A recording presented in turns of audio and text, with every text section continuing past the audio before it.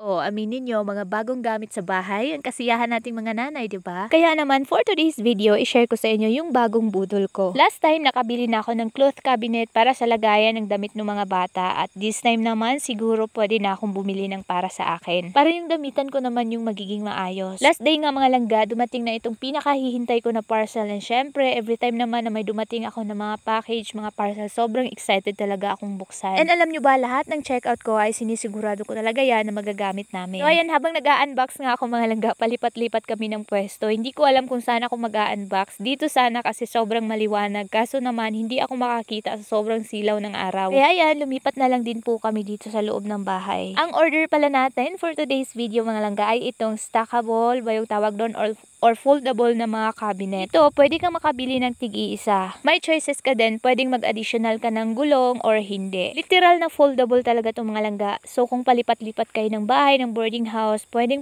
mo siyang madala ng hindi ka nahihirapan. Nakita nyo naman, 5 layers itong in-order ko, pero ganun lang kalit yung karton na dumating sa atin. Ayan, may mga lock po siya mga langga bawat corner. Sobrang mapili ko nga sa mga mabibili ko online mga langga. Mga 3 gabi ko yata tong chinek yung mga review kung okay talaga siya. Ganyan ako kasigurista pagdating sa mga online order ko kasi ayoko talaga masayang yung pera. Anyway, may mga color and sizes din po kayo na choices nito. Itong kinuha ko mga langga ay pinakamalaking size na to. All-in-one talaga itong mga langga dahil hindi lang naman damit ang pwedeng ilagay dito. Pwede niyo siyang gawing cabinet talaga, yung lagayan ng mga plato, mga baso, mga sapatos, mga beddings, or kung ano-ano pa. And ito na nga pinakamalaki talaga ang kinuha ko mga langga kasi medyo madami yung aking damit kaya gusto ko magkasya talaga dito lahat at isahang lagayan na. Hindi to basta-basta matutumba mga langga dahil may mga lock yan bawat isa dyan sa gilid. Yan. Ayan, nakapag-assemble na po kami ng 2 piraso. So, bali 5 itong mga langga. Sobrang excited na talaga ako sa result kung ano yung itsura niya kapag na-assemble na natin lahat. Bawat cabinet, nakasilyado talaga siya ng transparent plastic. So, nung dumating to sa amin, wala talaga siyang gasgas. Napakalinis and grabe talaga. High quality siya mga langga. Hindi siya yung parang rubber, yung plastic na matigas. Ito ay parang may pagka-rubberize siya. Basta napakaganda ng quality and sobrang masaya ako sa na-purchase ko. At iyan naman yung pinaka-last, yung pinaka-taas mga langga. So, meron na siyang takip. Syempre, siya na yung pinaka-last dun sa taas. Sobrang nagulat nga po pala ako sa size nito kasi ang laki niya talaga, ang daming pwedeng malagay. Sabi ko nga, sana pati yung mga lagayan ng damit ng mga bata, ganito na lang yung binili ko. Feeling ko nga, mas maganda pa talaga to kumpara dun sa mga orokan. Meron kasi kaming mga plastic cabinet dati. Tas nung lumipat kami dito, nasira lang sa biyahe na bitak. So, sayang. And ayan na nga yung pinaka-itsura niya mga langga. Grabe, sobrang natuwa talaga ako sa purchase ko na to. And transparent pa yung parang mga door niya dyan. Makikita mo agad kung ano yung nandyan sa loob.